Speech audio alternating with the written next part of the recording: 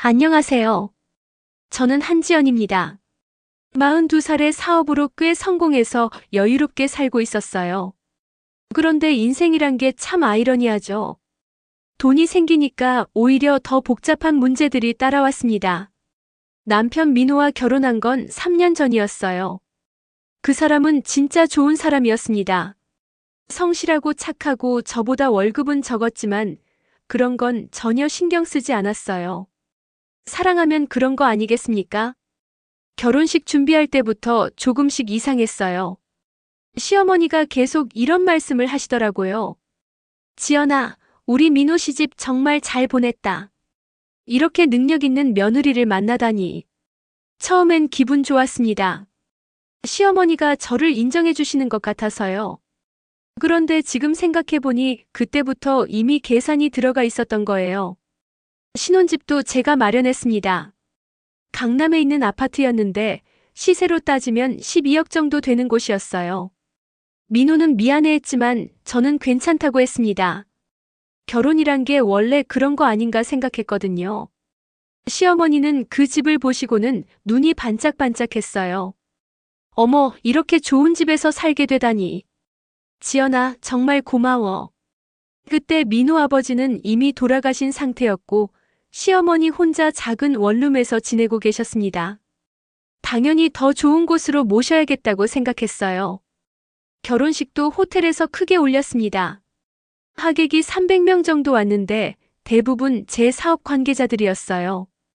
민호 쪽은 친척이 많지 않아서 20명 정도였죠. 시어머니는 그날 완전히 들떠 계셨습니다. 우리 민호가 복이 많아서 이런 좋은 신부를 만났나 봐요. 주변 사람들한테 자랑하시는 모습이 귀여워 보였어요. 그땐 정말 순수하게 생각했습니다. 시어머니도 아들이 잘 되는 걸 기뻐하시는 거겠거니. 신혼여행은 유럽으로 갔습니다. 보름 동안 이탈리아, 프랑스, 스위스를 돌면서 정말 행복했어요. 민호도 처음 해외여행이라면서 신기해했고, 저도 오랜만에 진짜 휴식을 취할 수 있었습니다. 돌아와서 민호와 신혼집에서 살기 시작했는데 처음엔 정말 달콤했어요. 민호가 요리도 잘하고 집안일도 도맡아서 해줬거든요. 저는 사업에만 집중하면 되니까 편했습니다. 시어머니는 일주일에 한 번씩 놀러 오셨어요. 올 때마다 반찬을 싸서 오시고 집안 구석구석 살펴보면서 흐뭇해 하셨습니다. 지연아, 덕분에 우리 민호가 이렇게 좋은 환경에서 살게 됐네. 정말 고마워. 그런 말씀을 들을 때마다 뿌듯했어요. 내가 좋은 일을 하고 있구나 싶었습니다. 그런데 결혼한 지 한 달쯤 지났을 때였어요. 시어머니가 갑자기 이상한 말씀을 하시더라고요. 지연아, 나도 이제 나이가 들어서 건강이 안 좋아지는 것 같아. 병원에 가야 하는데 돈이 좀 부족해서. 그때는 당연히 도와드려야겠다고 생각했습니다. 시어머니인데 당연한 거 아니겠어요. 50만 원을 드렸더니 정말 고마워하시면서 가셨습니다. 민호한테 얘기했더니 미안해 하더라고요. 엄마가 그런 얘기를 했나? 미안해, 지연아. 내가 번 돈으로 해결했어야 하는 건데. 저는 괜찮다고 했습니다. 그때는 정말 괜찮았어요. 가족이니까 서로 도우며 사는 게 당연하다고 생각했거든요. 그런데 그게 시작이었습니다. 제가 그때 알았어야 했는데 한 번 문을 열어주면 계속 들어온다는 걸 말이에요. 결혼한 지 2달째 시어머니에게서 갑자기 전화가 왔습니다. 시간은 저녁 9시쯤이었는데 목소리가 완전히 다르더라고요. 지연아, 미안한데 급한 일이 생겨서 그래. 내일까지 3천만 원이 필요해. 순간 귀를 의심했습니다. 3천만 원이요? 지난번에 500만 원 드렸는데 갑자기 3천만 원이라니. 어머님, 무슨 일이세요? 목소리를 최대한 차분하게 만들려고 했지만 속으로는 당황스러웠어요. 친구가 사업을 하는데 보증을 서줬거든. 그런데 그 친구가 갑자기 잠수를 탔어. 내일까지 돈을 못 구하면 내 집까지 날아가. 시어머니 목소리에 울음기가 섞여 있었습니다. 진짜 절망적으로 들렸어요. 민호는 알고 있어요? 아니야, 민호한테는 절대 말하면 안 돼. 그 애가 알면 얼마나 속상해하겠어. 지연아, 너만 믿고 부탁하는 거야. 그 순간 뭔가 이상하다는 생각이 들었습니다. 왜 아들한테는 말 못하고 며느리한테만 부탁하는 거지? 어머님, 하지만 그런 큰 돈을. 지연아, 제발 좀 도와줘. 나 진짜 죽을 것 같아. 너 아니면 갈 데가 없어. 시어머니가 울기 시작했습니다. 전화 너머로 흐느끼는 소리가 들렸어요. 제 마음도 덩달아 무거워졌습니다. 그때 민호가 화장실에서 나왔어요. 제 표정을 보더니 무슨 일인지 묻더라고요. 저는 잠깐만 하면서 손짓을 했습니다. 어머님, 일단 민호한테 말씀드려야 할 것 같은데요. 안 돼. 절대 안 돼.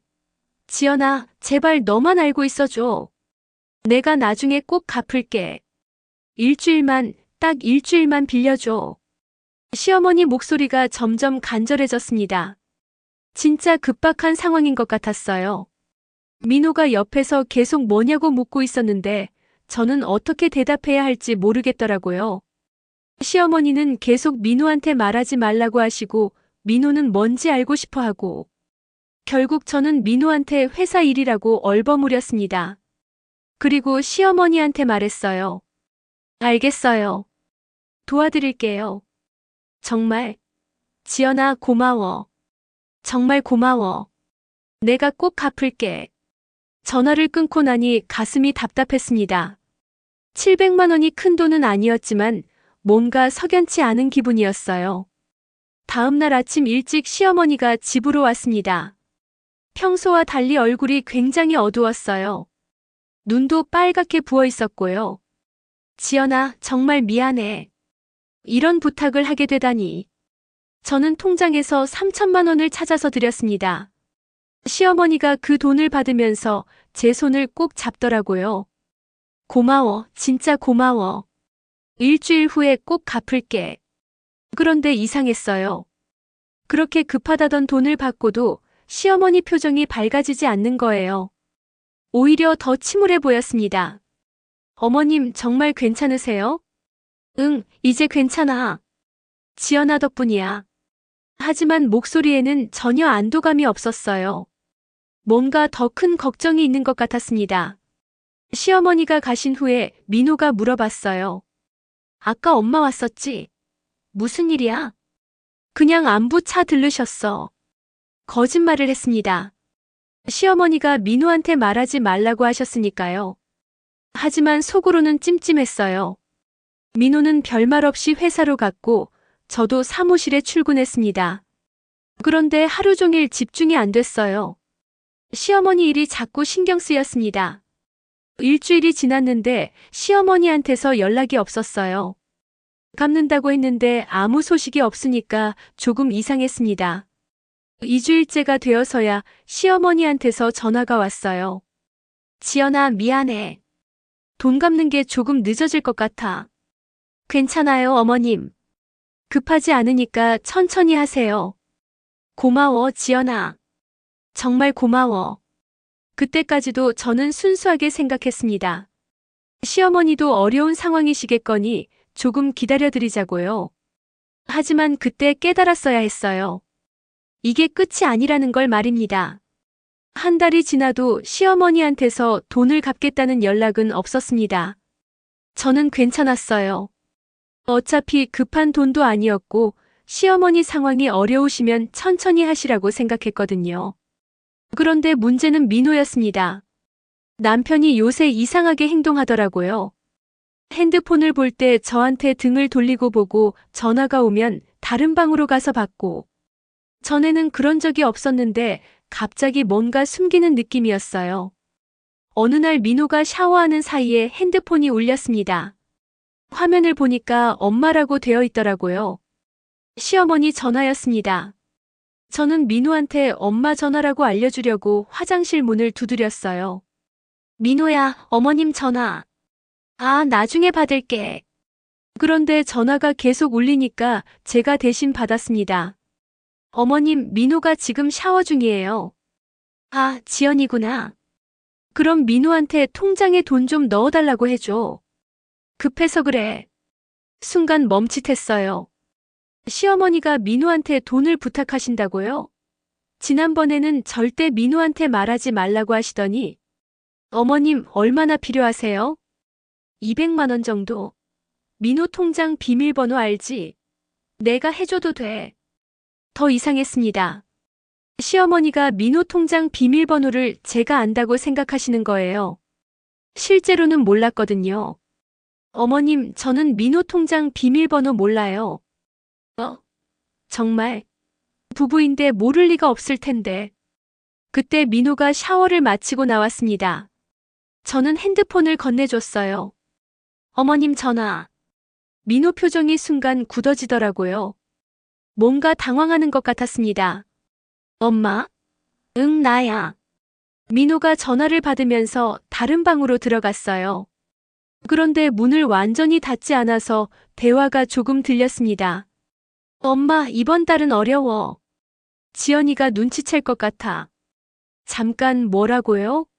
저는 귀를 기울였습니다. 알겠어. 그럼 다음 주에. 그런데 엄마, 지연이한테는 절대 말하지 마. 알겠지? 심장이 쿵쾅거렸어요. 민호가 시어머니한테 몰래 돈을 보내고 있었다는 거예요? 민호가 전화를 끊고 나왔을 때 저는 아무것도 못 들은 척했습니다. 하지만 속으로는 혼란스러웠어요. 시어머니는 저한테는 민호한테 말하지 말라고 하시고 민호한테는 저한테 말하지 말라고 하시는 거예요. 뭔가 이상했습니다. 그날 밤 민호가 잠든 후에 저는 한참을 생각했어요. 뭔가 놓치고 있는 게 있는 것 같았습니다. 다음 날 민호가 출근한 후에 저는 결심했어요. 시어머니한테 직접 물어보자고요. 시어머니 집으로 전화했습니다. 어머님, 저 지연이에요. 지연아. 웬일로 전화했어? 어머님, 궁금한 게 있어서요. 혹시 민호한테도 돈 부탁하세요? 전화 저편이 조용해졌습니다. 한참 후에 시어머니가 말씀하셨어요. 지연아, 왜 그런 걸 물어? 그냥요. 어제 민호 전화 받는 걸 들었는데. 그게. 사실은 말이야. 시어머니 목소리가 작아졌습니다. 민호한테도 가끔 부탁해. 그런데 너한테 한 얘기는 민호가 모르거든. 민호한테 한 얘기는 너가 모르고. 충격이었어요. 시어머니가 저희한테 각각 다른 이유로 돈을 빌리고 계신 거였습니다. 어머님, 그럼 총 얼마나 빌리신 거예요? 그게. 정확히는. 시어머니가 말을 흐렸습니다. 하지만 저는 이미 눈치챘어요. 상당한 금액일 거라는 걸. 어머님, 솔직히 말씀해 주세요. 우리 가족인데 숨길 게 뭐가 있어요? 지연아, 미안해. 정말 미안해. 나도 어쩔 수 없었어. 시어머니가 울기 시작했습니다. 그 순간 저는 알았어요. 이게 단순한 일회성 문제가 아니라는 걸. 그날 저녁 민호가 돌아왔을 때 저는 말했습니다. 민호야, 우리 얘기 좀 해야겠어. 민호 얼굴이 창백해졌어요. 뭔가 들킨 사람의 표정이었습니다. 민호야, 어머님이 우리한테 각각 돈을 빌리고 계신 거 알고 있어? 민호가 소파에 털썩 주저앉더라고요. 얼굴이 완전히 하얗게 질렸습니다. 지연아, 미안해. 나도 어떻게 말해야 할지 모르겠어서. 정확히 얼마나 빌려줬는지 말해봐. 저는 최대한 차분하게 말하려고 했지만 목소리가 떨렸어요. 화가 나는 걸 참기 어려웠습니다. 민호가 한숨을 쉬며 말했어요. 지난 2달 동안 한 1,500만 원 정도. 뭐라고? 깜짝 놀랐습니다. 제가 빌려준 3천만 원에 민호가 빌려준 2천만 원이면 총 5천만 원이에요. 어떻게 그런 큰 돈을 말도 없이 빌려줄 수가 있어? 엄마가 진짜 급하다고 해서. 그리고 너한테는 절대 말하지 말라고 했어. 너도 사업하느라 바쁘니까 걱정 끼치기 싫다고. 민호가 변명 같은 설명을 했지만 저는 이해할 수 없었어요. 그럼 어머님이 나한테도 같은 말을 했다는 건 생각 못했어? 뭐? 민호가 고개를 들었습니다. 나한테도 너한테는 말하지 말라고 하셨어. 700만 원을 빌려달라고 하면서. 민호 얼굴에 충격이 스쳤습니다. 이제야 상황을 이해한 것 같았어요. 그럼 엄마가 우리한테 갈까? 그렇다니까. 당신 진짜 이해 안 돼. 어떻게 이런 중요한 걸 숨길 수가 있어? 목소리가 높아졌습니다. 억지로 참았던 화가 터져 나왔어요. 지연아, 미안해. 정말 미안해. 나도 뭔가 이상하다고 생각했는데. 이상하다고 생각했으면서 왜 말 안 했어? 우리 부부 아니야? 민호가 아무 말도 못했습니다. 그냥 고개만 숙이고 있더라고요. 그때 현관벨이 울렸습니다. 인터폰을 확인해 보니 시어머니였어요. 이 시간에 왜 오셨을까요? 문을 열어드렸더니 시어머니 얼굴이 굉장히 어두웠습니다. 뭔가 심각한 일이 있는 것 같았어요. 지연아, 민호야, 미안한데 잠깐 앉자. 시어머니가 거실 소파에 앉으시면서 말씀하셨습니다. 사실은 오늘 너희한테 진실을 말하려고 왔어. 저와 민호가 서로 눈을 마주봤습니다. 둘 다 무슨 말씀을 하실지 예상이 됐거든요. 내가 너희한테 각각 돈을 빌렸다는 거 알고 있지? 시어머니 목소리가 떨렸습니다. 어머님, 저희가 방금 전에 얘기하고 있었어요. 그럼 다 아는구나. 미안해, 정말 미안해. 시어머니가 고개를 숙였습니다. 그런데 어머님, 그 돈 다 어디에 쓰신 거예요? 저는 정말 궁금했어요. 5천만 원이면 큰 돈인데 도대체 뭐에 쓰셨을까요? 그게 사실은 시어머니가 말을 망설이셨습니다. 뭔가 더 말하기 어려운 게 있는 것 같았어요. 도박이야. 뭐요? 저는 잘못 들었나 싶었습니다. 인터넷 카지노에 빠져서 돈을 다 잃었어. 처음엔 조금씩 했는데 점점 커지더니 충격이었어요. 시어머니가 도박을 하셨다니. 어머님, 그럼 보증 섰다는 얘기는? 거짓말이야. 미안해. 민호가 벌떡 일어났습니다. 엄마, 어떻게 그럴 수가 있어요? 거짓말까지 하면서. 민호야, 나도 어쩔 수 없었어. 빚쟁이들이 집까지 찾아와서. 빚쟁이요? 이번엔 제가 깜짝 놀랐어요. 사실은 너희한테 빌린 돈도 다 도박으로 잃었어.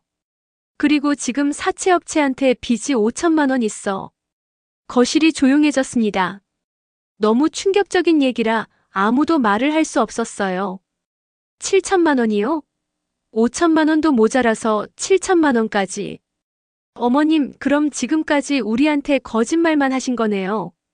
제 목소리가 차가워졌습니다. 화가 나는 것보다 허탈했어요. 지연아, 정말 미안해. 하지만 이제 솔직하게 말하잖아. 솔직하게요? 들킬 때까지 계속 속이시려고 했잖아요. 목소리가 높아졌습니다. 참았던 화가 폭발했어요. 시어머니가 울기 시작했습니다. 나도 어떻게 해야 할지 모르겠어. 이제 정말 갈 데가 없어. 그 순간 현관벨이 또 울렸습니다. 이번엔 누구일까요? 인터폰을 확인해 보니 모르는 남자들이었어요.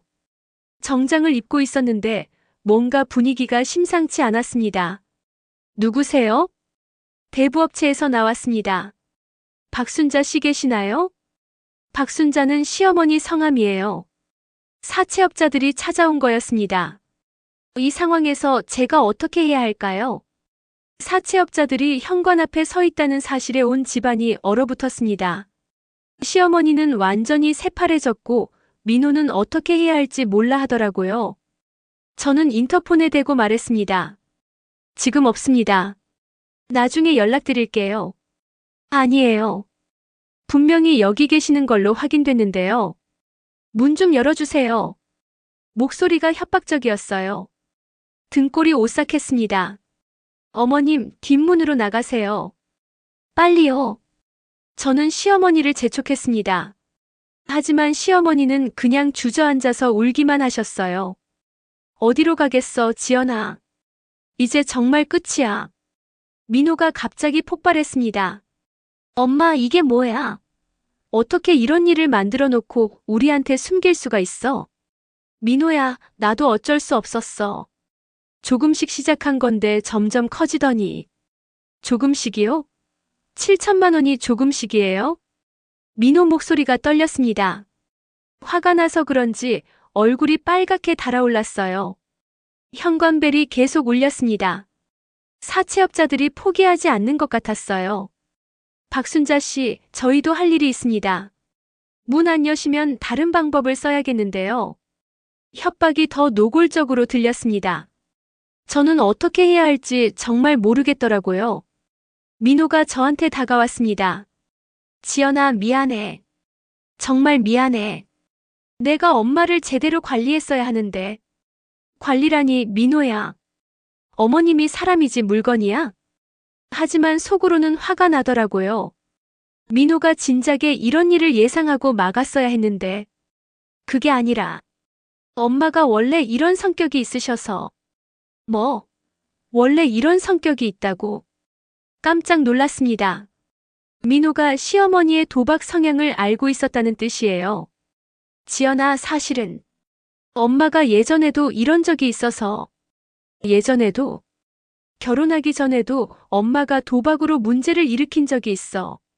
그때 아버지가 빚을 다 갚아주시고 엄마한테 절대 다시는 하지 말라고 하셨거든. 저는 어이가 없었어요.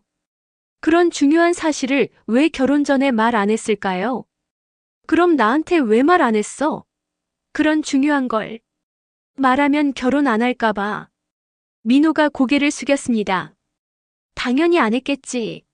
그런 위험한 가족사를 숨기고 결혼하다니. 목소리가 높아졌어요. 정말 화가 났습니다. 시어머니가 갑자기 말씀하셨어요. 지연아, 나 때문에 너희 부부가 싸우게 만들어서 미안해. 내가 나쁜 년이야, 정말. 어머님, 지금 그런 말 할 때가 아니에요. 현관에서 또 다른 소리가 났습니다. 뭔가 두드리는 소리였어요. 문 열어주세요. 안 그러면 정말 다른 방법 써야겠는데요. 저는 결심했습니다. 이대로 있을 수는 없어요. 인터폰에 대고 말했습니다. 잠깐만 기다려주세요.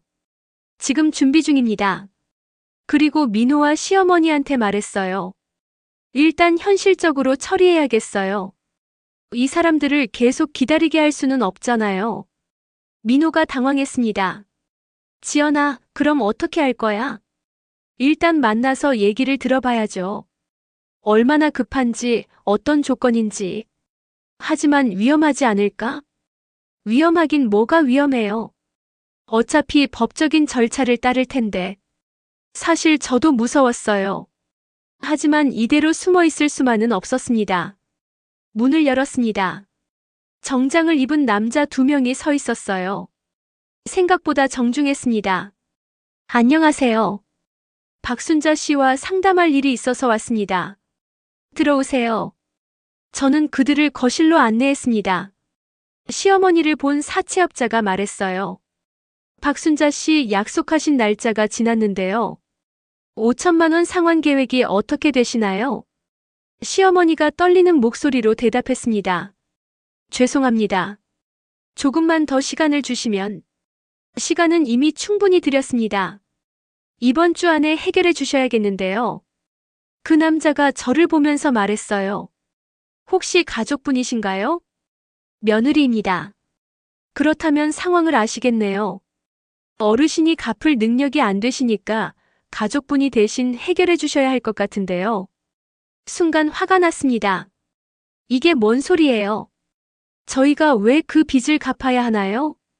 법적으로는 의무가 없지만 현실적으로는 어르신 혼자서는 해결이 어려우니까요. 협박 같은 말투였어요. 하지만 틀린 말은 아니었습니다. 민호가 끼어들었습니다. 얼마나 시간을 주실 수 있나요? 일주일이요. 그 이후에는 법적 절차를 진행할 수밖에 없습니다. 사채업자들이 가고 나서 거실에는 무거운 침묵이 흘렀습니다. 민호가 먼저 입을 열었어요. 지연아, 어떻게 하지? 어떻게 하긴 뭘 어떻게 해? 당신이 처리해야지. 내가. 어머님은 당신 엄마잖아요. 내가 왜 처리해요? 냉정하게 말했지만 속으로는 복잡했어요. 결국 우리 돈으로 해결해야 할 것 같은 상황이었거든요. 그날 밤 민호와 저는 거의 밤새 얘기했습니다. 어떻게 하면 이 상황을 해결할 수 있을지 말이에요. 지연아, 엄마 빚을 우리가 갚아줘야 할까? 민호가 조심스럽게 물어봤어요. 7천만 원을 우리가, 그것도 도박 빚을? 저는 말도 안 된다고 생각했습니다. 도박으로 진 빚까지 왜 우리가 갚아야 하나요? 하지만 엄마가 당장 갚을 방법이 없잖아. 그럼 어머님이 해결하시던지 아니면 다른 방법을 찾으시던지 해야죠. 다른 방법이 뭐가 있겠어. 엄마 나이가 70인데.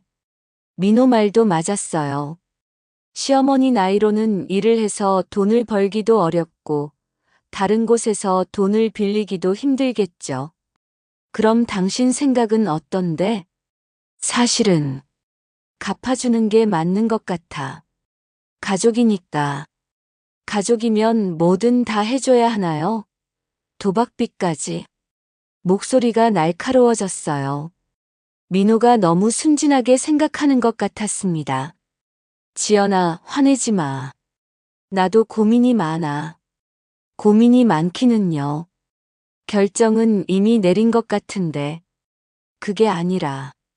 민호가 말을 망설였어요. 뭔가 더 숨기는 게 있는 것 같았습니다. 또 뭐가 있어요? 이제 와서 또 숨길 게 뭐가 있다고. 지연아, 사실은 엄마가 이번이 처음이 아니야. 뭐라고요? 결혼한 후에도 몇 번 더 있었어. 작은 금액이긴 했지만 완전히 어이없었어요. 시어머니가 도박을 계속 해왔다는 뜻이에요. 그럼 지금까지 총 얼마나 갚아준 거예요? 정확하게는 한 3천만 원 정도. 3천만 원이요? 깜짝 놀랐습니다. 제가 모르는 사이에 그렇게 많은 돈이 나간 거예요. 왜 나한테 말 안 했어요? 말하면 화낼까봐. 그리고 엄마가 이제 진짜 안 한다고 약속했어서. 약속이요? 몇 번째 약속인데요? 정말 화가 났어요. 민호가 저를 완전히 바보로 만든 거잖아요. 지연아, 정말 미안해. 나도 어떻게 해야 할지 모르겠어. 민호가 울 것 같은 표정이었지만 저는 동정심이 안 들었어요. 그럼 지금까지 우리가 어머님한테 총 얼마를 준 거예요? 정확히 계산해봐요. 민호가 잠깐 계산을 해보더니 말했어요. 이번 걸 포함해서 한 8천만 원 정도. 8천만 원이요? 목소리가 떨렸어요. 그 정도면 작은 아파트 한 채 값이에요. 그리고 지금 사채 빚이 7천만 원이니까 총 억 단위네요. 억 단위. 한숨이 나왔습니다. 이런 일이 현실인지 믿어지지 않았어요. 다음 날 아침 시어머니가 또 찾아왔습니다. 얼굴이 완전히 망가져 있었어요. 지연아, 민호야, 어떻게 할지 결정했어? 시어머니 목소리에는 애원하는 기색이 역력했습니다. 어머님, 저는 반대해요. 제가 단호하게 말했어요. 지연아, 제발 한 번만 더 도와줘. 이번이 정말 마지막이야. 마지막이라는 말 몇 번째 들어요? 민호한테 물어보세요. 시어머니가 민호를 봤습니다. 민호야, 엄마가 죽을 것 같아. 정말로. 엄마, 그렇게 말씀하시면 안 돼요.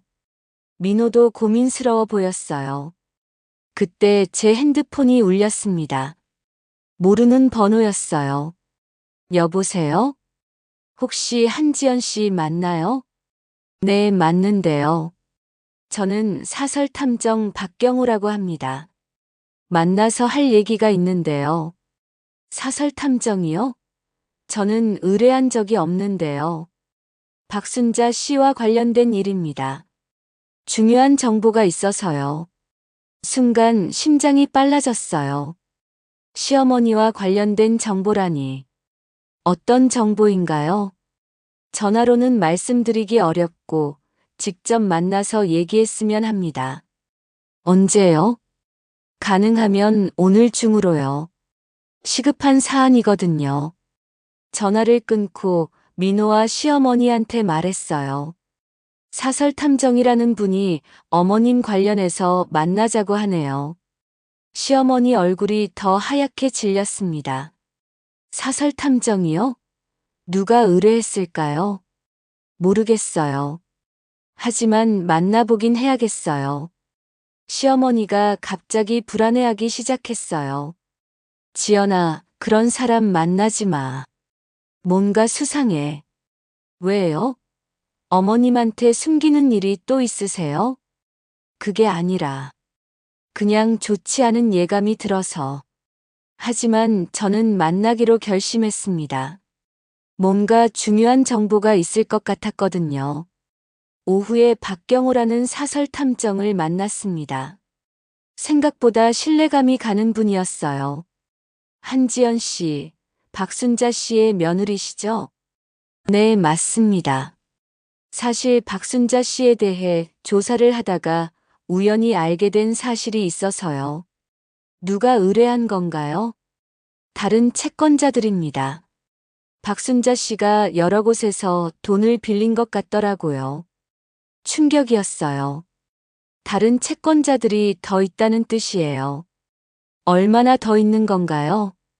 제가 확인한 것만 해도 사채업체 3곳, 개인 채권자 5명이 있습니다. 총 금액은요? 대략 2억 정도 될 것 같습니다. 머리가 하얗게 변했어요. 2억이라니. 우리가 아는 것보다 훨씬 컸던 거예요. 그리고 박순자 씨가 한지연 씨 명의로도 대출을 받으려고 시도한 기록이 있습니다. 뭐라고요? 다행히 실패했지만 한지연 씨 개인정보를 이용해서 대출 신청을 한 기록이 있어요. 완전히 충격이었습니다. 시어머니가 제 명의로 대출을 받으려고 했다니. 증거가 있나요? 네, 여기 있습니다.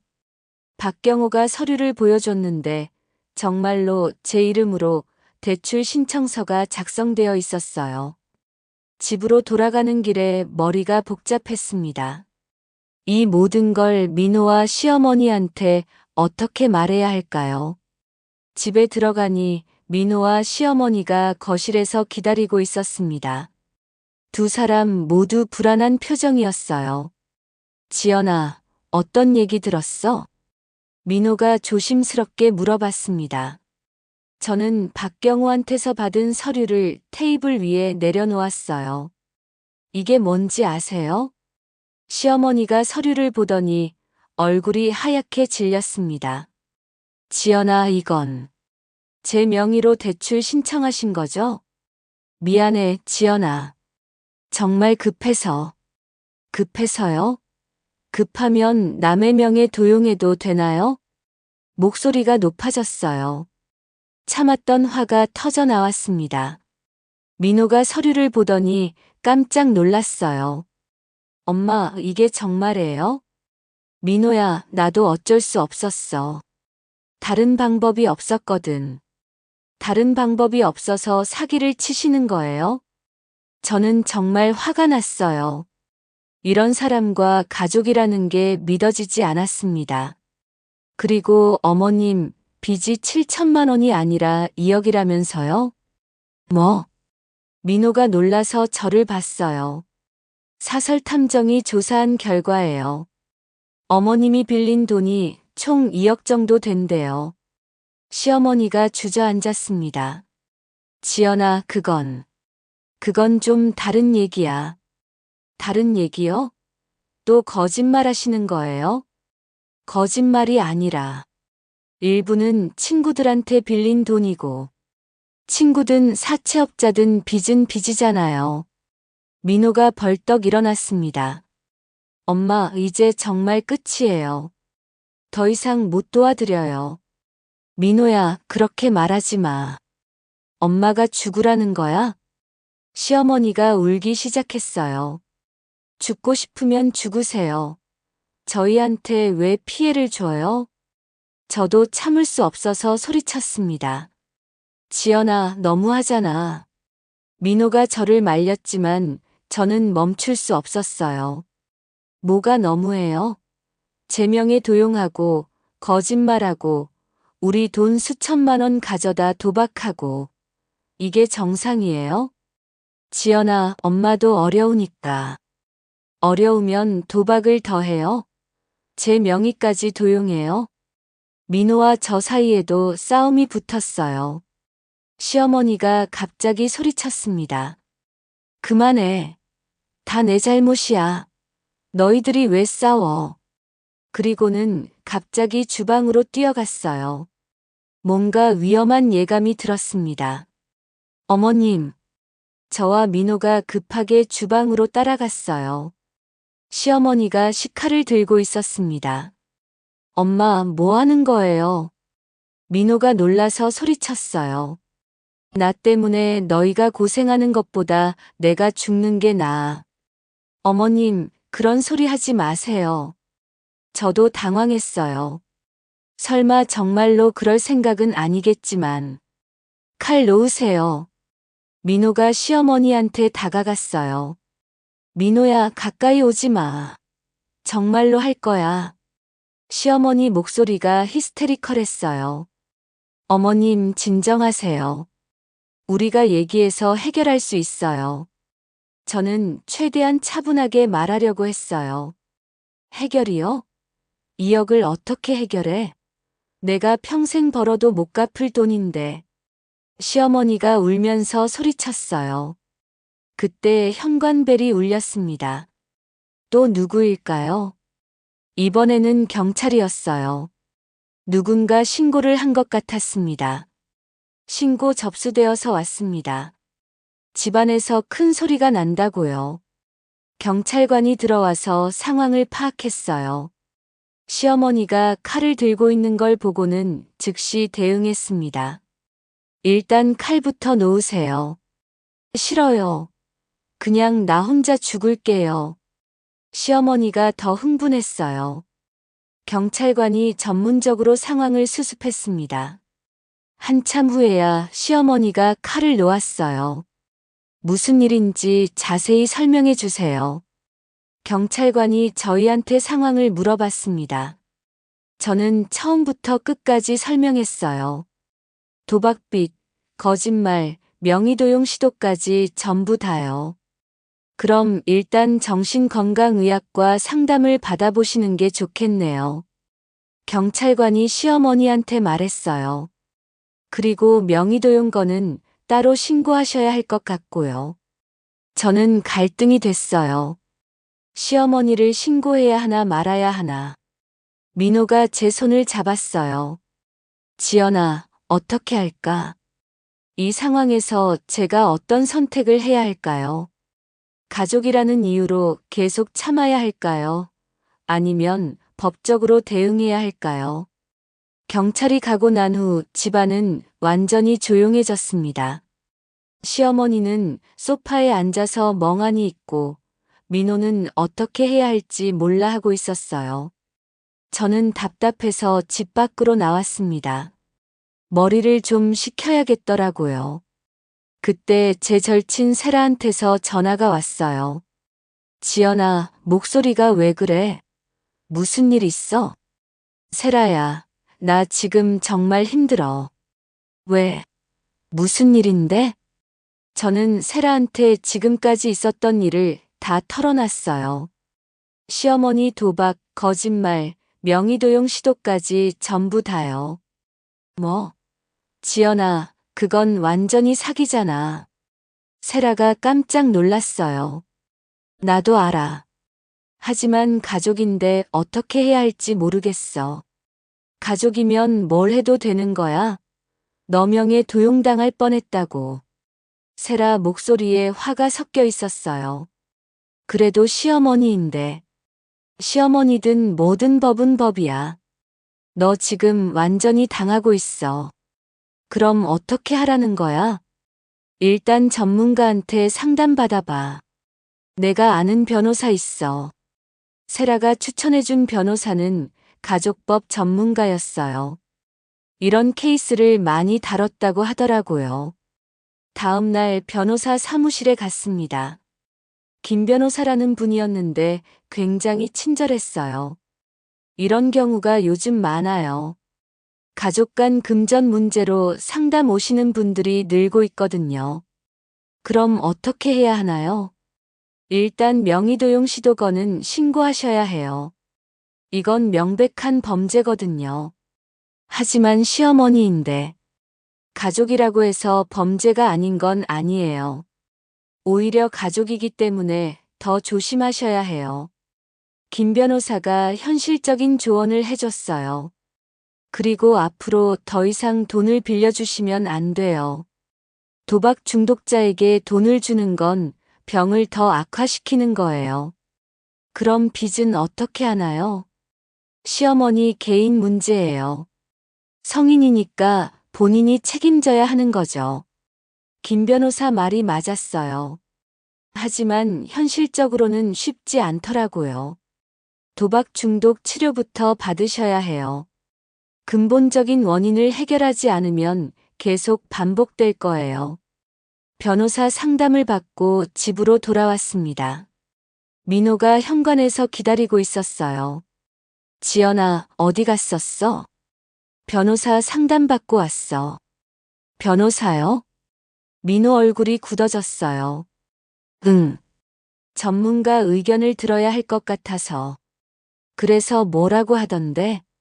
명의도용은 신고해야 한다고 해. 그리고 더 이상 돈 주지 말라고. 지연아, 그럼 엄마는 어떻게 해? 어머님이 알아서 해야죠. 도박 중독 치료부터 받으시고. 민호가 한숨을 쉬었어요. 엄마가 치료받을까? 안 받으면 계속 이런 일이 반복될 거야. 그때 시어머니가 방에서 나왔습니다. 얼굴이 많이 상해 있었어요. 지연아, 민호야, 미안해. 어제 너무 심하게 했네. 어머님, 이제 정말 치료받으셔야 해요. 제가 단호하게 말했어요. 치료요? 도박 중독 치료요. 전문 병원에서. 시어머니가 고개를 저었어요. 나는 중독이 아니야. 그냥 운이 없었을 뿐이야. 역시나 인정하지 않았어요. 중독자들의 전형적인 반응이었습니다. 어머님, 지금까지 잃은 돈이 얼마인데요? 그건 다시 따면 돼. 다시 딴다고요? 그런 식으로 생각하니까 계속 잃는 거예요. 목소리가 높아졌어요. 민호가 중간에 끼어들었어요. 엄마, 지연이 말이 맞아요. 치료받으셔야 해요. 너희들이 나를 정신병자로 만들려는 거야? 시어머니가 화를 내기 시작했어요. 정신병이 아니라 병이에요. 치료받으면 나아져요. 나는 안 받을 거야. 절대. 시어머니가 소리쳤어요. 그때 또 전화가 왔습니다. 이번에는 박경호 탐정이었어요. 한지연 씨, 추가로 발견된 사실이 있어서 연락드려요. 뭔가요? 박순자 씨가 다른 가족들에게도 같은 방식으로 접근한 기록이 있어요. 다른 가족들요? 네. 조카, 친척들한테도 비슷한 방식으로 돈을 빌렸던 것 같아요. 얼마나요? 정확하지는 않지만 꽤 될 것 같아요. 만나서 자세히 설명드릴게요. 전화를 끊고 민호한테 말했어요. 어머님이 친척들한테도 돈을 빌리셨대. 뭐? 민호가 놀랐어요. 시어머니 얼굴이 하얗게 질렸습니다. 어머님, 이것도 사실이에요? 그게 조금만이 아니라 사실인지 거짓인지만 대답하세요. 저는 더 이상 참을 수 없었어요. 사실이야. 미안해. 시어머니가 고개를 숙였어요. 민호가 벽에 주먹을 쳤습니다. 엄마, 도대체 몇 명한테 빌린 거예요? 정확히는 기억이 안 나. 기억이 안 나요? 그럼 대충이라도 말해보세요. 한 10명 정도. 10명이요? 저는 어이가 없었어요. 시어머니가 10명이나 되는 사람들한테 돈을 빌렸다니. 총 금액은요? 그것도 정확히는 대충이라도요. 한 3억 정도. 거실이 조용해졌습니다. 3억이라는 숫자가 너무 커서 실감이 안 났어요. 민호가 주저앉았습니다. 3억. 어떻게 그렇게 많이. 나도 어떻게 된 건지 모르겠어. 조금씩 하다 보니까 시어머니도 울기 시작했어요. 저는 더 이상 어떻게 해야 할지 모르겠더라고요. 3억이면 우리가 어떻게 해볼 수 있는 금액이 아니었습니다. 그때 세라한테서 또 전화가 왔어요. 지연아, 도박 중독자 가족 모임이 있대. 거기 한번 가봐. 가족 모임이요? 응. 비슷한 상황에 있는 사람들이 모여서 정보도 나누고 서로 도와주는 거야. 그런 게 있어요?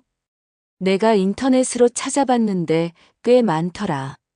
너 혼자 고민하지 말고 다른 사람들 얘기도 들어봐. 세라 말이 맞았어요. 혼자서는 한계가 있었습니다. 다음 날 도박 중독자 가족 모임에 갔습니다. 생각보다 많은 사람들이 있었어요. 거기서 만난 박미경 씨는 저와 비슷한 상황이었어요. 시어머니가 도박 중독이에요? 저희도 그래요. 정말요? 네. 저희는 5년 동안 고생했어요. 박미경 씨가 자신의 경험을 들려줬어요. 처음에는 저희도 돈을 계속 줬어요. 가족이니까 도와야 한다고 생각했거든요. 그래서 어떻게 됐어요? 더 심해졌어요. 돈을 줄수록 도박을 더 하더라고요. 그럼 어떻게 하셨어요? 선을 그었어요. 더 이상 돈 안 준다고. 그리고 치료받지 않으면 연락도 끊는다고 했죠. 박미경 씨 얘기가 충격적이었어요. 시어머니가 받아들이셨어요? 처음에는 난리가 났죠. 죽겠다고 하고 집 앞에서 소리 지르고. 그래도 계속 버티셨어요? 네. 안 그러면 저희 가정이 완전히 망가져요. 아이들도 있는데. 박미경 씨 말이 저한테 큰 깨달음을 줬어요. 지금은 어떠세요? 시어머니가 결국 치료받기 시작했어요. 6개월 정도 됐는데 많이 나아지셨어요. 희망적인 얘기였어요. 모임이 끝나고 집으로 돌아왔습니다. 민호와 시어머니가 거실에서 기다리고 있었어요. 어떤 얘기 들었어? 민호가 물어봤어요. 비슷한 상황에 있는 사람들 얘기 들었어. 우리가 선을 그어야 한다고 해. 선을 그으면 엄마는 어떻게 해? 어머님이 선택하셔야죠. 치료받고 새 출발을 하시든지 아니면 혼자 해결하시든지. 시어머니가 저를 봤어요. 지연아, 그럼 나를 버리겠다는 거야? 버리는 게 아니라 도와드리는 방식을 바꾸는 거예요.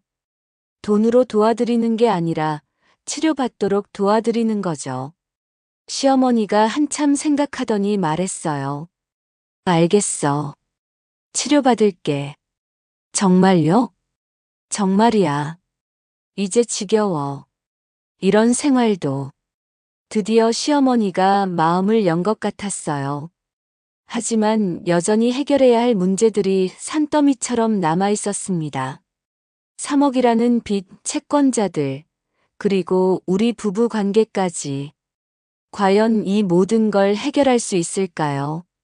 시어머니가 치료받겠다고 했지만 저는 반신반의했습니다. 이미 몇 번 속아봤거든요. 하지만 이번에는 다르게 접근하기로 했어요.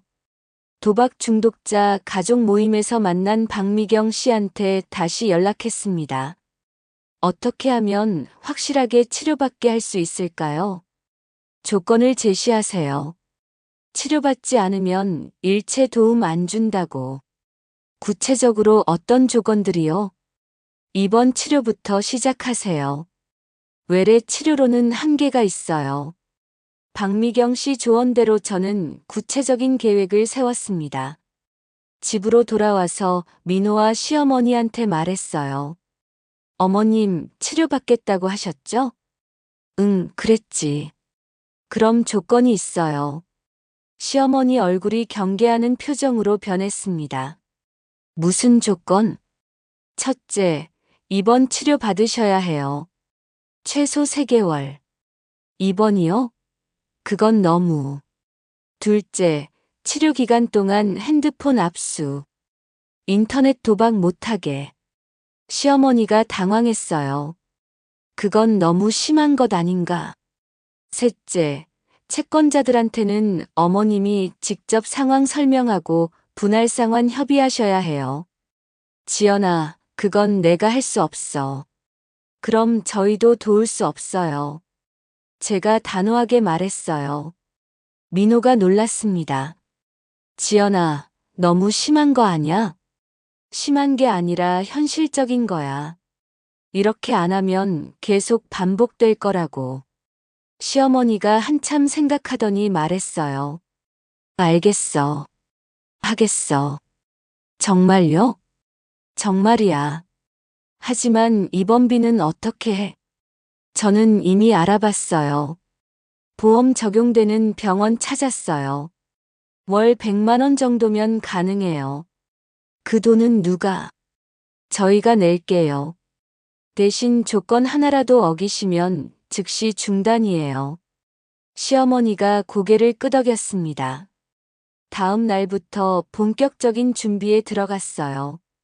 먼저 도박 중독 전문 병원에 상담 예약을 잡았습니다. 상담 받으러 갔을 때 의사 선생님이 말씀하셨어요.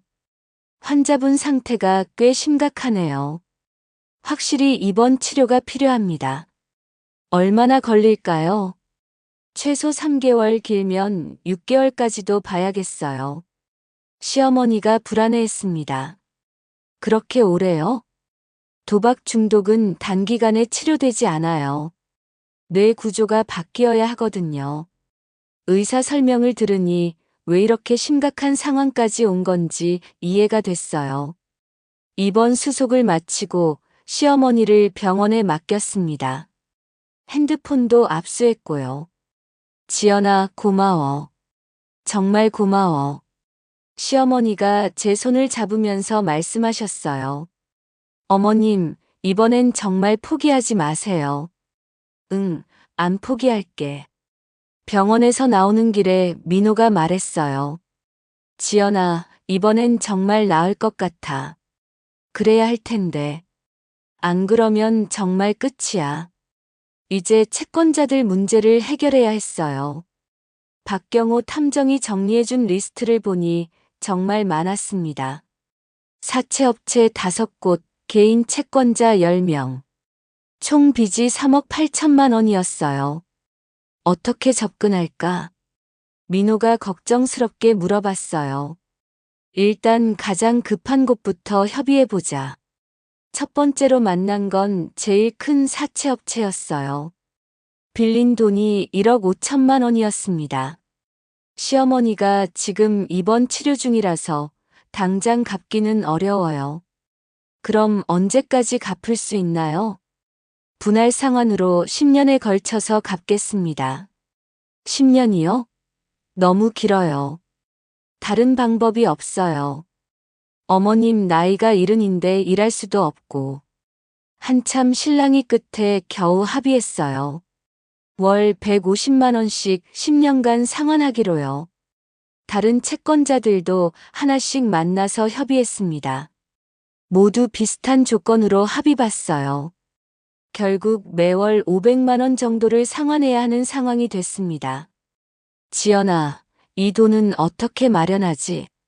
민호가 걱정했어요. 어머님이 나오시면 일을 하셔야지.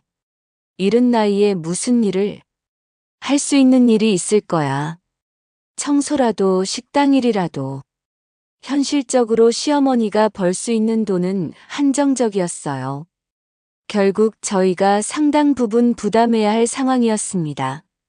하지만 적어도 틀은 잡혔어요. 무작정 돈을 퍼붓는 게 아니라 체계적으로 해결하는 방향으로요.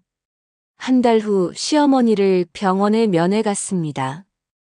얼굴이 많이 좋아져 있었어요. 지연아, 민호야, 온 거야? 어머님, 어떠세요? 많이 좋아졌어. 여기서 상담도 받고 다른 환자들 얘기도 들으니까 내가 얼마나 심했는지 알겠더라. 다행히 치료 효과가 있는 것 같았어요. 의사 선생님이 뭐라고 하세요? 진전이 있다고 해. 하지만 아직 더 있어야 한댄. 얼마나 더요? 한두 달은 더. 확실하게 하려면. 시어머니 표정이 진지했어요. 예전과는 확실히 달랐습니다. 어머님, 그동안 채권자들이랑 다 협의했어요. 정말 고생했겠다. 매월 500만 원씩 갚기로 했어요. 시어머니 얼굴이 어두워졌습니다. 500만 원. 내가 어떻게 벌지? 나와서 일하셔야죠. 저희도 도와드리지만 어머님도 책임지셔야 해요. 알겠어. 무슨 일이든 하겠어. 시어머니가 각오를 다지는 모습이었어요. 드디어 터널 끝에 빛이 보이는 것 같았습니다. 시어머니가 입원한 지 2달째, 뜻밖의 일이 일어났습니다. 병원에서 연락이 왔어요. 시어머니께서 무단으로 외출하셨는데 돌아오지 않고 계세요. 뭐라고요? 심장이 철렁했어요. 언제부터요? 어제 저녁부터요.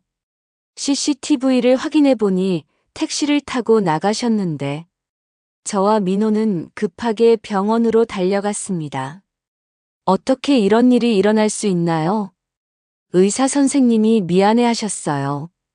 폐쇄병동이 아니라서 완전히 막을 수는 없어요. 하지만 환자분이 며칠 전부터 좀 불안정한 모습을 보이긴 했습니다. 불안정하다니요? 다른 환자분한테 돈 얘기를 계속 하더라고요. 빨리 돈을 벌어야 한다고. 불길한 예감이 들었어요. 집으로 돌아와서 시어머니한테 연락해봤지만 핸드폰은 꺼져 있었습니다. 어디로 갔을까? 민호가 걱정했어요. 그때 집 전화가 울렸어요. 모르는 번호였습니다. 여보세요? 지연아, 나야. 시어머니 목소리였어요. 어머님, 지금 어디 계세요? PC방이야. PC방이요? 순간 최악의 상황이 떠올랐어요. 어머님 설마. 지연아, 미안해. 나 또 했어. 뭐라고요? 돈 좀 따려고 했는데. 다 잃었어. 머리가 하얘졌어요. 치료받는다고 해놓고 또 도박을 한 거예요. 돈이요? 어디서 구하셨어요? 병원에서 만난 사람한테 빌렸어. 100만 원. 100만 원을 다 잃으셨다고요? 응. 미안해. 민호가 제 옆에서 듣고 있다가 전화를 빼앗았어요. 엄마, 지금 뭐 하는 거예요? 민호야, 미안해. 나도 모르게. 모르게가 뭐예요? 치료받는다고 해놓고. 민호가 소리쳤어요. 지금 당장 집으로 와요. 민호야, 나갈 면목이 없어. 면목 없으면 치료나 제대로 받으세요. 전화가 끊어졌어요. 저는 너무 화가 나서 말이 안 나왔어요. 이렇게까지 속일 수 있나요? 지연아, 어떻게 하지? 민호도 당황한 기색이었어요. 이제 끝이야. 더 이상 못 도와줘. 지연아. 아니야, 민호야. 이번엔 정말 끝이야. 몇 번까지 속아줘야 해? 제 목소리가 떨렸어요. 화가 나서가 아니라 허탈해서요. 시어머니가 집으로 돌아온 건 밤 10시쯤이었어요. 완전히 초라한 모습이었습니다. 지연아, 민호야, 정말 미안해. 시어머니가 무릎을 꿇었어요. 어머님, 일어나세요. 안 일어날 거야. 용서받을 때까지. 용서요? 이제 용서고 뭐고 없어요. 제가 냉정하게 말했어요. 지연아, 한 번만 더. 몇 번째 한 번만 더해요. 이제 정말 지겨워요. 시어머니가 울기 시작했어요. 나도 어쩔 수 없었어. 정말로. 어쩔 수 없었다고요? 병원에서 나와서 PC방에 간 게 어쩔 수 없었다고요? 그게 돈 생각하니까 견딜 수가 없더라. 그럼 평생 그렇게 사실 거예요? 민호가 끼어들었어요. 엄마, 이제 정말 끝이에요. 저희도 더 이상 못 도와드려요. 민호야, 그렇게 말하지 마. 왜 말하지 말아요? 몇 번까지 당해줘야 해요? 민호도 화가 나서 목소리가 높아졌어요. 그럼 나보고 어떻게 하라는 거야? 시어머니가 소리쳤어요. 혼자 해결하세요. 성인이잖아요. 저도 더 이상 참을 수 없어서 소리쳤습니다. 혼자 해결하라고. 그럼 채권자들이 와서 죽이면 어떻게 해? 그것도 어머님이 알아서 하세요. 저희 상관없어요. 지연아, 너무하잖아. 뭐가 너무해요? 저희가 뭘 잘못했어요? 시어머니와 저 사이에 격렬한 말다툼이 벌어졌어요. 민호는 어쩔 줄 몰라 하고요. 좋아. 그럼 나 혼자 할게. 앞으로 너희한테 도움 안 청할게. 시어머니가 일어서면서 소리쳤어요. 네, 그렇게 하세요. 하지만 내가 죽어도 후회하지 마. 후회 안 해요. 저도 질지 않고 소리쳤습니다. 시어머니가 가방을 들고 집을 나갔어요. 문을 쾅 닫고요. 거실에는 민호와 저만 남았습니다. 지연아, 너무 심했던 거 아냐? 심하다고요? 그럼 계속 당하고 살아요? 그래도 엄마인데. 엄마면 뭘 해도 되나요? 우리 인생은 어떻게 되고요? 민호가 아무 말 못했어요. 저는 방으로 들어가서 문을 잠갔습니다. 더 이상 얘기하기 싫었어요. 이제 정말 끝인 것 같았습니다. 시어머니와는 물론이고 민호와도요. 시어머니가 집을 나간 지 일주일이 지났습니다. 그동안 연락도 없었어요.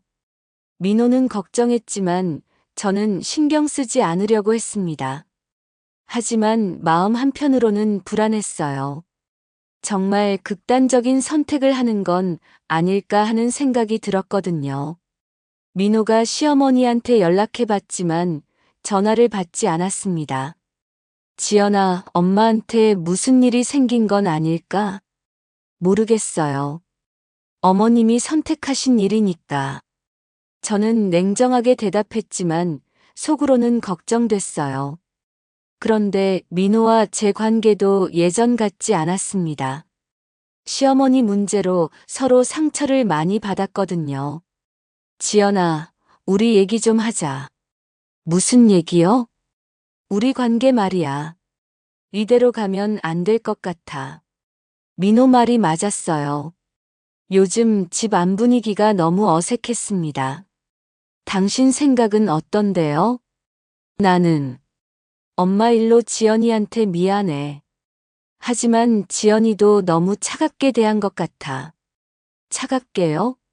그럼 계속 당하고 살라는 거예요? 그게 아니라 좀 더 여유를 가지고 접근할 수는 없었을까? 저는 어이가 없었어요.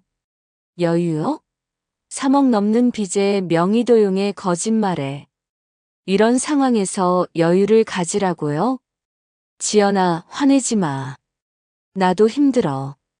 당신이 힘들다고요? 저는 뭐고요? 목소리가 높아졌어요. 지연아, 우리 이러면 안 돼. 엄마 문제 때문에 우리까지 망가지면 어떻게 해? 민호 말이 맞았어요. 하지만 쉽게 넘어갈 수 있는 문제가 아니었습니다. 민호야, 솔직히 말할게. 나는 당신을 신뢰할 수 없어. 뭐? 지금까지 얼마나 많은 걸 숨겼어요? 어머님, 과거 도박 이력, 계속 돈 빌려준 것, 빚 규모까지. 부부인데 이런 중요한 걸 숨긴다고요? 민호가 할 말이 없는 것 같았어요. 미안해, 지연아. 정말 미안해. 미안하다고 해서 해결돼요? 앞으로도 또 숨길 거 아니에요? 아니야, 다시는 안 숨길게. 믿을 수 없어요. 저는 정말로 민호를 믿을 수 없었어요.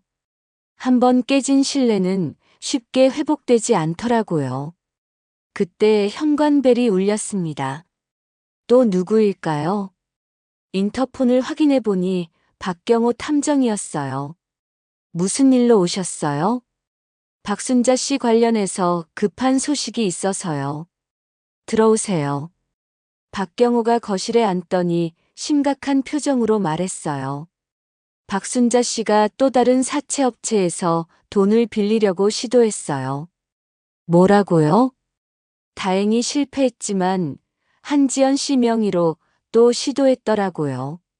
충격이었어요. 시어머니가 또 제 명의를 도용하려고 했다니. 이번에는 어떻게 막았나요? 제가 미리 관련 업체들에 연락해서 박순자 씨 관련 대출 신청이 들어오면 알려달라고 했거든요. 다행이네요. 하지만 박순자 씨가 포기하지 않을 것 같아요. 계속 시도할 거예요. 민호가 놀라서 물어봤어요. 그럼 어떻게 해야 하나요? 법적 조치를 취하셔야 해요. 명의도용 신고하고 접근금지 명령도 신청하시고. 접근금지 명령이요? 네. 박순자 씨가 한지연 씨한테 접근하지 못하게 하는 거예요. 저는 갈등됐어요. 시어머니한테 그렇게까지 해야 하나 싶었거든요. 하지만 박경호 말이 맞았어요. 이대로 두면 계속 피해를 당할 거예요. 알겠어요. 법적 조치 취하겠습니다. 민호가 놀랐어요. 지연아, 그렇게까지 해야 해? 그렇게까지 안 하면 우리가 계속 당해요. 하지만 엄마한테 전과가 생기잖아. 그건 어머님이 감수하셔야죠. 본인이 한 일이니까. 민호가 아무 말 못했어요. 다음 날 경찰서에 가서 명의도용 신고를 했습니다. 그리고 법원에 접근금지 명령도 신청했어요. 절차를 마치고 나오는데 복잡한 기분이었어요. 시어머니를 신고한다는 게 쉬운 일은 아니었거든요. 하지만 어쩔 수 없었어요. 제 자신을 보호해야 했으니까요. 일주일 후 시어머니한테서 전화가 왔어요. 지연아, 나야. 어머님, 나 신고했다면서. 네. 어떻게 그럴 수가 있어? 가족이잖아. 가족이면 명의도용해도 되나요? 그게 아니라.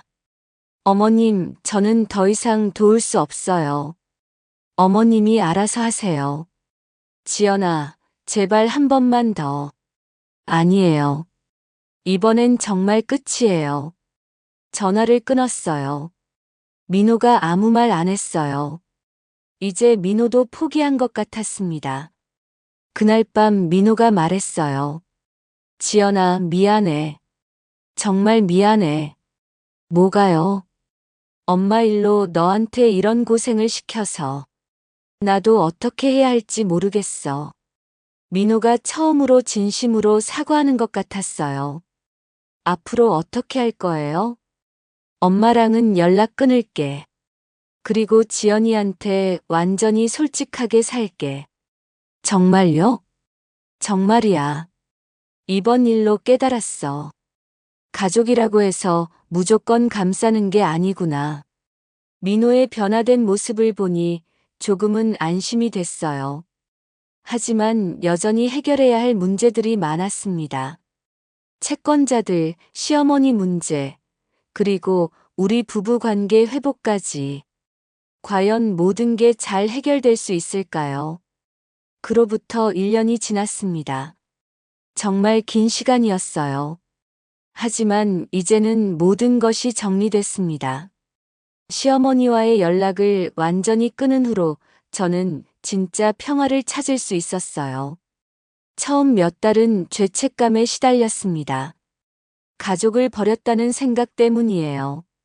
하지만 시간이 지나면서 깨달았어요. 제가 한 선택이 옳았다는 걸요. 민호도 처음엔 힘들어했어요. 어머니와의 연락을 끊는다는 게 쉽지 않았거든요. 하지만 지금은 오히려 홀가분해합니다. 지연아, 요즘 정말 편하지 않아? 맞아요. 예전에는 핸드폰 벨만 울려도 가슴이 철렁했는데, 나도 그랬어. 혹시 엄마 전화는 아닌가 싶어서. 우리 부부는 이제 진짜 평범한 일상을 되찾았어요. 주말에는 영화도 보고 여행도 다니고 친구들과 만나서 수다도 떨고요. 예전에는 언제 시어머니한테서 전화가 올까봐 항상 불안했는데 이제는 그런 걱정이 전혀 없습니다. 몇 달 전에는 뜻밖의 소식을 들었어요. 박경호 탐정한테서 연락이 온 거였습니다. 한지연 씨, 박순자 씨 근황을 알려드릴게요. 어떻게 지내고 계세요? 놀랄 만큼 달라지셨어요. 도박 중독 치료를 꾸준히 받고 계시고, 작은 식당에서 일도 하고 계시고요. 정말 의외였어요. 시어머니가 스스로 그렇게 바뀔 수 있다니. 치료 효과가 있나 보네요. 네. 의료진 말로는 이번엔 정말 진짜 의지가 있으시다고 해요. 그리고 한지연 씨에 대한 얘기도 많이 하신다는데요. 저에 대한 얘기요? 미안하다고요. 자신 때문에 며느리가 고생했다고. 그래서 절대 연락하지 않겠다고 다짐하셨다네요. 듣고 나니 복잡한 기분이었어요. 한편으로는 다행이고, 한편으로는 씁쓸하기도 하고요. 빚은 어떻게 하고 계세요? 조금씩 갚고 계세요.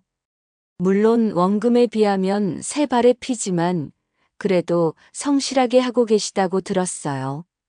시어머니가 정말로 변한 것 같았어요. 하지만 저는 여전히 연락할 생각이 없었습니다. 한번 깨진 신뢰는 쉽게 회복되지 않거든요. 민호한테 이 소식을 전했더니 조금 흔들리더라고요. 지연아, 엄마가 정말 달라진 것 같은데 한 번 정도는 만나볼까? 아직은 이르지 않을까요? 그래도 1년이 넘었는데. 민호야, 우리가 왜 이렇게 하기로 했는지 기억해요? 또 속을지도 모르잖아요. 민호가 고민하다가 말했어요. 그래, 지연이 말이 맞아. 조금 더 시간이 필요할 것 같아. 저희는 결국 계속 연락을 끊기로 했어요. 적어도 지금은요. 요즘 저는 새로운 일도 시작했어요. 도박 중독자 가족들을 위한 상담 봉사를 하고 있습니다. 제 경험이 다른 분들에게 도움이 되더라고요. 한지연 씨 이야기를 들으니 용기가 나네요. 정말요? 네. 저도 계속 남편 도박 빚을 갚아줬거든요. 하지만 이제는 선을 그어야겠어요. 쉽지 않을 거예요. 하지만 해야 합니다. 가족이라고 무조건 희생하는 게 사랑이 아니네요. 맞아요. 때로는 냉정하게 거절하는 것도 필요해요. 이런 상담을 하면서 저는 더욱 확신하게 됐어요. 제가 한 선택이 옳았다는 걸요. 어느 날 세라와 만나서 얘기를 나눴습니다. 지연아, 정말 많이 변했네. 예전보다 훨씬 당당해 보여. 그래요? 응. 예전에는 항상 뭔가 눈치 보는 것 같았는데 지금은 완전히 다르더라. 아마 제 인생을 제가 컨트롤하고 있다는 느낌 때문일 거예요. 그게 바로 그거야. 남의 문제에 휘둘리지 않고 내 인생을 사는 거. 세라 말이 정말 맞았어요. 예전에는 시어머니 문제 때문에 제 인생이 완전히 흔들렸었거든요. 집으로 돌아오는 길에 지난 2년을 돌아봤습니다. 정말 힘들고 복잡한 시간이었어요. 하지만 그 시간들이 저를 더 강하게 만들어줬습니다. 제가 배운 가장 큰 교훈은 경계 설정의 중요성이에요. 아무리 가족이라도 선을 넘으면 안 된다는 걸 깨달았습니다. 두 번째는 전문가 도움의 필요성이었어요. 혼자서 끙끙 앓지 말고 변호사든 상담사든 도움을 청해야 해요. 세 번째는 감정과 현실을 분리하는 것이었습니다. 동정심 때문에 현실을 외면하면 문제는 더 커져요. 마지막으로는 자기 보호가 우선이라는 것이에요. 내가 무너지면 누구도 도울 수 없거든요. 집에 도착해서 민호와 함께 저녁을 준비하며 말했어요. 민호야, 우리 정말 잘 이겨냈지? 그러게. 그때는 이혼까지 생각했는데. 저도요. 당신을 믿을 수 없었거든요. 지금은 어때? 지금은 믿어요.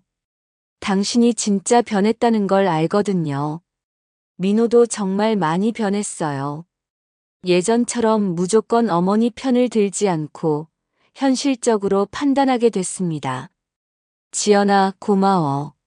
너 아니었으면 지금도 엄마한테 끌려다니고 있었을 거야. 우리 둘이 함께 해결한 거죠.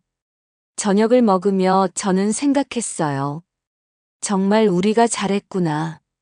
지금 저는 완전히 새로운 인생을 살고 있어요. 시어머니 걱정 없이, 언제 또 무슨 일이 생길까 하는 불안감 없이 살아가고 있습니다. 사업도 예전보다 더 잘 되고 있어요. 정신적 스트레스가 없어지니까 집중력도 좋아지고 판단력도 명확해졌거든요. 민호와의 관계도 더 단단해졌습니다.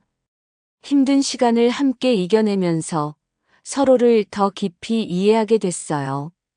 마지막으로 여러분께 말씀드리고 싶은 게 있습니다.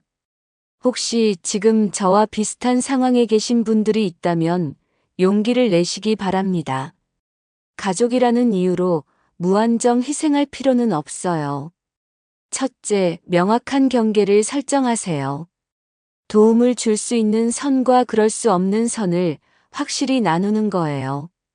둘째, 전문가의 도움을 받으세요. 혼자 끙끙 앓지 말고 변호사, 상담사 같은 경험을 한 사람들의 조언을 들어보세요. 셋째, 감정에 휘둘리지 마세요. 동정심은 좋지만 현실을 직시하는 게 더 중요해요. 넷째, 무엇보다 자신을 보호하세요. 내가 망가지면 아무도 도울 수 없어요. 결국 제가 깨달은 가장 중요한 진실은 이것이에요. 진정한 사랑은 무조건적인 희생이 아니라는 것. 때로는 단호한 거절이 더 큰 도움이 될 수 있다는 것. 그리고 내 돈, 내 인생, 내 행복은 누구도 대신 책임져 주지 않는다는 것. 결국 내가 지켜야 하는 건 나 자신이라는 걸 배웠습니다. 이제 저는 당당하게 말할 수 있어요. 저는 제 인생의 진짜 주인이라고요. 그리고 그 누구도 다시는 저의 평온한 일상을 흔들지 못할 거라고 말입니다. 여러분도 꼭 기억하세요. 가족의 이름으로 포장된 요구라 하더라도 내 인생을 망가뜨리는 것이라면 단호하게 거절할 용기를 가지시기 바랍니다. 그것이 진정으로 모든 사람을 위하는 길이니까요. 오늘 이야기가 좋으셨다면 구독과 댓글, 알림 설정 잊지 마시고 소중한 댓글 하나가 큰 힘이 됩니다. 시청해주셔서 진심으로 감사드립니다.